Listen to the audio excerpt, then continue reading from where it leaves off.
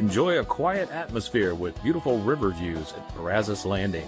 Located in Waco along the Brazos River across from McLean Stadium and close to downtown Waco. Open for lunch and dinner Tuesday through Sunday. Enjoy yummy crab cakes, oysters Rockefeller, seafood gumbo, braised beef short rib, prime New York steaks, chicken dishes, and more. Plus a delicious dessert menu. Check them out at brazoslanding.com. Finance is evolving. Automation, data analytics, and AI are reshaping what finance teams do every single day. The best way to predict the future of finance is to be ready for it. If you want a head start, check out 365 Financial Analyst. Alliance Bank Central Texas understands that banking is about people. From first accounts to business growth, they actively partner with Central Texas businesses and families to help meet their financial goals. A variety of online products and services make banking easy without compromising the personalized banking experiences they are known for. Customer-focused banking isn't just what they do, it's who they are. Alliance Bank Central Texas, serving Central Texas across 7 convenient locations and at alliancebanktexas.com. Member FDIC, an equal housing lender.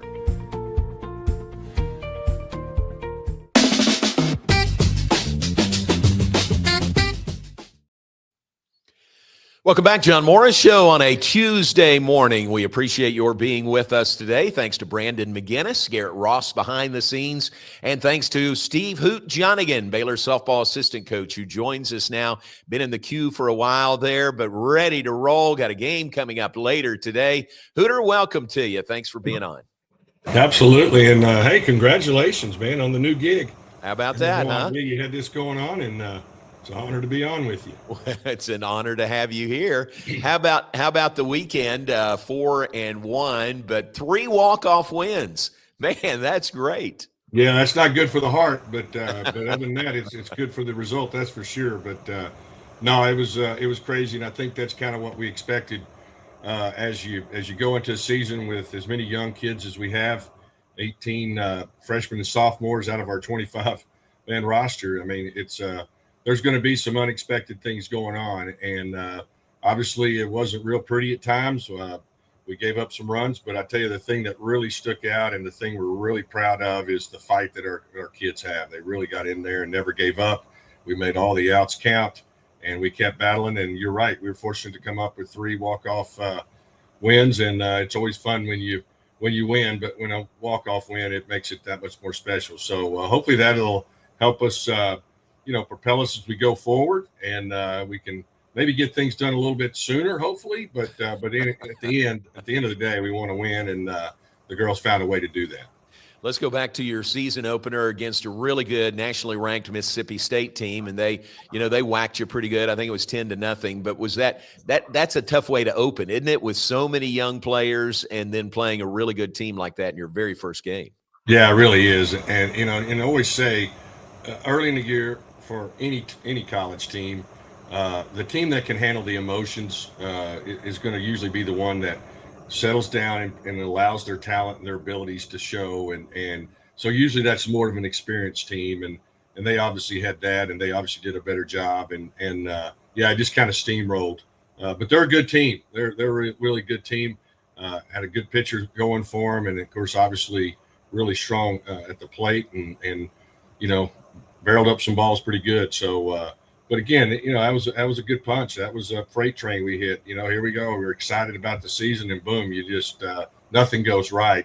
And as a coach, you sit there the night before your opening day. I've done it for years, and you're like, okay, what's your worst nightmare? And I think we kind of experienced that. Nothing went right for us, but again, the girls continued to battle, and it's how you respond to that is impressive to us. We came back and were able to get 4 more wins on the weekend and hopefully gain some momentum and continue to get better. But we're going to be a WIP. That's kind of the way I would describe us. Work in progress.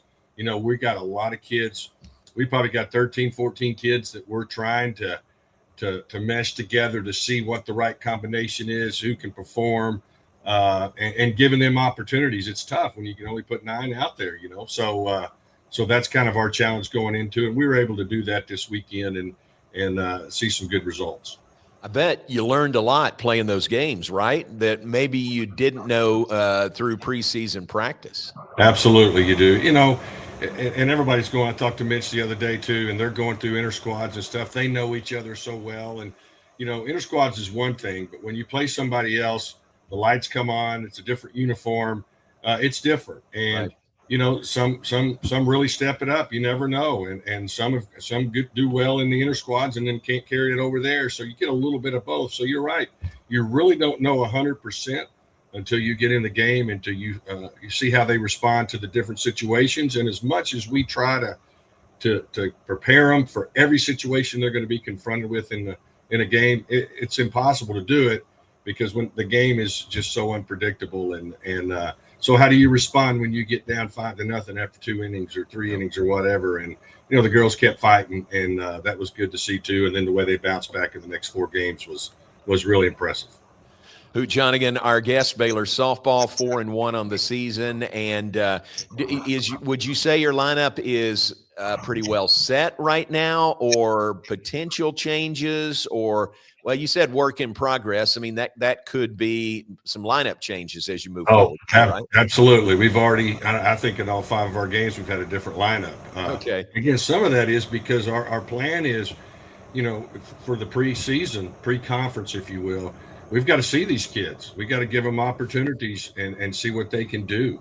And so yeah, I anticipate having different lineups moving forward, not only today, but also this weekend as we go out to San Diego. So, and again, that's a good thing. Let's see what they can do. So hopefully by the time we get to conference, we can, settle down on one and give them a chance to go. But, I'm a big believer in iron sharpens iron. And if the people playing know somebody's over there ready to come in, it steps their game up a little bit, or it should. And if they don't, somebody else is going to come in. So that's not a bad thing either. So I think we're going to be going through that some this year, which is good. And we've had more depth than we've had. Coach Moore and I, we've talked about that a lot. So there's options over there. I remember my first year here 6 years ago, there were no options. The ones we had were the best we had. And now we got some more over there, and a lot of them are young. They're growing, they're learning. And that's going to be the kind of how well we do this season, is how quickly we grow up. What about Sunday? I think it was 9-1 win over Northwestern State. That had to be a lot of fun, not just the win, but Jenny Isham Fuller, the head coach at Northwestern State, pitched at Lorena, pitched at McLennan, pitched at Baylor, and she was coming back. And then you add to that Ty Moore, Glenn and Janice's son, who was on the staff there. That had to be really fun. Yeah, it really was. And you had Rob, Jenny's husband. He's from China Springs. So that's there you go. They're all from right here locally. And, yeah, that was really fun. Our girls got a kick out of seeing Coach Moore and Ty side by side, saying, oh, my gosh, how much they look alike, and just everything. It was really a cool experience for everybody involved. And Coach Moore does an outstanding job of recognizing our alumni. And Jenny's doing a great job over there, with that program. They are so much better than they were last year. And we told them that after the game. They've got better athletes, better arms in the circle, a lot more competitive, and they're gonna win some games this year. And so we tried to encourage them after that too. But that was a neat time for the Moore family especially. But to honor our alumni coming back, and for Ty getting started, Ty in the fall was playing football for him, and now he's graduated and he's moving on and looking into getting into coaching. And I still haven't had a chance to talk to him and say, hey, you sure you want to go into this coaching gig? But right now he's kind of eager, and it was fun to see him over there. Yeah, that's great. Well, he shouldn't have a good handle on that. He grew up in that household about coaching. So South Dakota State today, is that 5 o'clock first pitch today? 5 o'clock first pitch, yes. All right. And then you go out to San Diego. What's the field like out in San Diego? Well, we we'll play 5 games out there. We'll play San Diego State twice. The Aztecs are a good club. They were in the World Series. They upset UCLA a couple years ago, I think, to get to the World Series. And then we got Oregon State out there. We got North Dakota, and we got Fordham. So, we've got our hands full. Don't know a lot of information about them, but nobody knows a lot about anybody right now. They're still early in the year. Everybody's learning. With as many new kids as we have, there's not a lot of sample size out there yet. So we're just kind of worrying more about us as we go into this. Let's just worry about cutting down on our errors, cutting down on our mistakes, different things like that, and then making adjustments at the plate and stuff like that. So we're kind of focused more on us right now than who we play. But again, they'll definitely be formidable opponents and ones that we definitely got to respect. We got to come and bring our A game. Yeah, very good. All right, final thought. The new locker room that softball has. I think it's the Peggy Hawkins locker room. Glenn showed me in there right before it was unveiled to the team. That is just spectacular. I mean, that's something that is not a luxury, really. It is something that y'all have needed for a while, and the response from the girls just looks like it was tremendous. Oh, absolutely. And I guess nothing's been done for that except a couple of coats of paint since the building was built. So yeah, it was definitely needed. And Rick and Peggy stepped up with a big donation to kind of fund that. And we had several others helping out as well. We knew we needed it. And yeah, it really turned out to be spectacular. And thanks to Henry Howard and all his crew for kind of helping organize that. And Cody Hall for getting the finances in order and stuff like that. But really state of the art, really incredible. Some of the stuff in there, with the monitors above each locker with their name. They can have highlight videos of themselves. And we got TVs everywhere, sound systems off the charts. The lockers designed by Zadie LaValle, one of our former players, which is a really cool thing too. That's what she's going into, design. Wow. And she helped design that. She designed the lockers. And so she was a big part of that too, which that was really cool. So it kind of stays in the family. And so it was really a neat time, a neat experience, and the girls are really loving it. And we meet in there and watch film on the opponents, and very, very, very nice state-of-the-art electronic stuff in there. And thanks to Chris Bama over at Facilities for orchestrating that. And that's a big time. You don't get any better than our audio system that we have in there. It's nice. Really top of the line. Nice. Very good. Well, y'all deserve that, and very happy to see that happen.